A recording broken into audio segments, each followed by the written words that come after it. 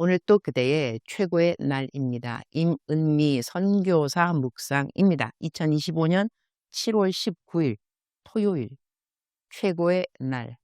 우리의 회복을 준비하시는 하나님. 에스겔 43장. 어제 너무 재미있는 일이 있었다. 사실 재미있었다기보다는 조금 부끄러운 일이라고 하는 것이 더 정직한 표현일 것 같다.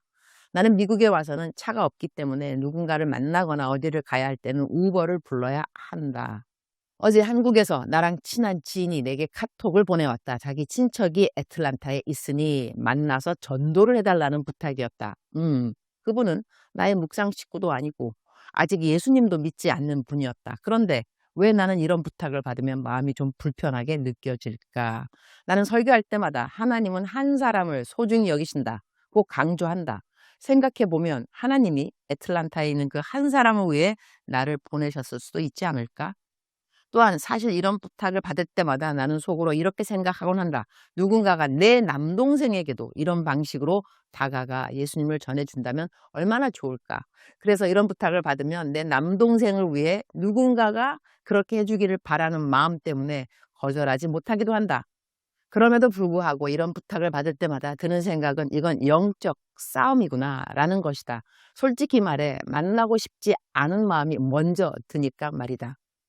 일단 내가 차가 없으니 이동 자체가 불편하고 요즘 나는 매일 집안일, 청소, 빨래 등 허리 안 좋은 몸으로 살림을 하다 보니 매일 육체적으로 컨디션이 좋을 리가 없다. 표현하지는 않지만 솔직하게 말하라고 한다면 나는 하루 종일 피곤하다는 말을 달고 살고 싶다. 하하하. 그래도 일단 내 지인의 친척분을 카톡으로 연결받은 후 만나기로 하고 장소를 정하고 등등 준비하며 우버를 타고 갈 생각을 하고 있었다. 그런데 토요일이면 딸 수진이가 집에서 청년들과 큐티 모임을 하니 내가 잠깐 차를 빌려 쓸 수 있을 것 같아. 부엌에서 요리하고 있는 수진에게 가서 물었다. 토요일에 너 차를 좀 쓸 수 있을까? 상황 설명을 해야 했기에 자연스럽게 이야기를 꺼냈는데 문제는 내가 은혜롭게 말한 것이 아니라 나는 너무 피곤한데 누가 나에게 전도를 부탁해서 억지로 나가야 하니까 차가 필요하다. 엄마 정말 피곤하다. 이렇게 말해버렸다. 그런데 나는 그때 집에 손님이 와 있는 줄 몰랐다. 하하. 그 손님은 이번에 있었던 교회 중고등부 수련회 강사로 온 젊은 전도사님이었다. 아직 30이 됐을까 한 분인데 그 전도사님이 내가 하는 이야기를 듣고 있었다. 나는 깜짝 놀라서 손님이 있는 줄 몰랐네요 라고 말했고 얼른 웃으며 내가 은혜롭지 못한 말을 한 것에 대해 사과했다.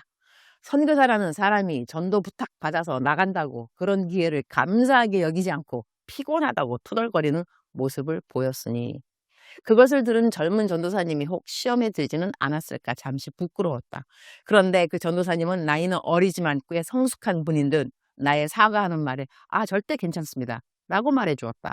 물론 그 전도사님이 괜찮다고 해도 이미 나는 말을 은혜롭게 하지 않았고 선교사로서 내 위신은 땅에 떨어졌지 않았겠는가. 하하. 그래서 나는 내 방으로 돌아와서 주님 앞에 회개하며 내 마음속에 정말 한 영혼을 귀하게 여기는 마음이 아직 변함없이 있는지 돌아보는 시간이 되었다. 울컥하네요. 하나님께서 오늘 만나게 하실 그분에게 나를 좀 더 겸손하게 복음을 전하도록 이렇게 시련을 허락하신 것은 아닐까 하는 생각에 울컥하기도 했다. 사실 그 젊은 전도사님과 나는 별로 이야기를 나눠본 적이 없었는데 이미 은혜롭지 않은 말을 보여버린 이상 그 상황을 무마하려고 다시 부엌으로 나가 언제 집으로 돌아갈지 묻고 여기 애틀란타에 부임해서 올 계획이 있는지 이런저런 이야기를 나누었다. 그리고 내가 그렇게 은혜롭지 못한 말을 했는데도 잘 이해해줘서 감사하다고 정중히 말했다. 앞으로는 말을 조심하는 것도 당연 중요하지만 그보다 마음을 올바르게 갖는 것이 더 중요하다는 것을 다시 느꼈다.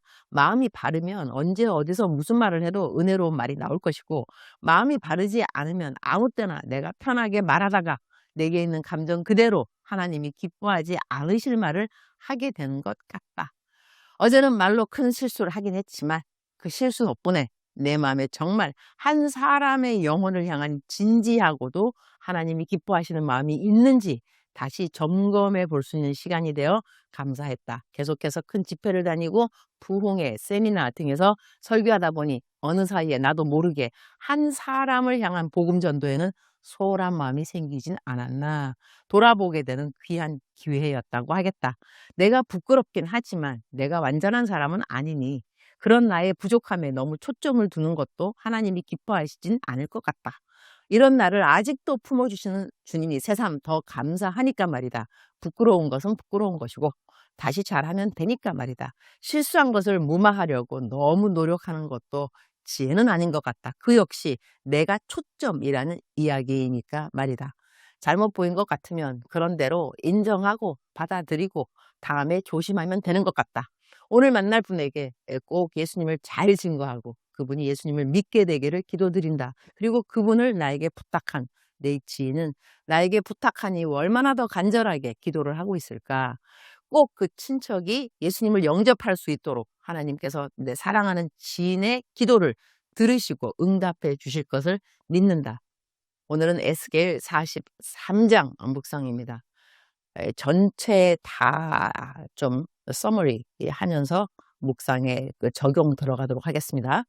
에스겔 43장은 하나님의 영광이 다시 성전에 임하시는 장면을 보여준다.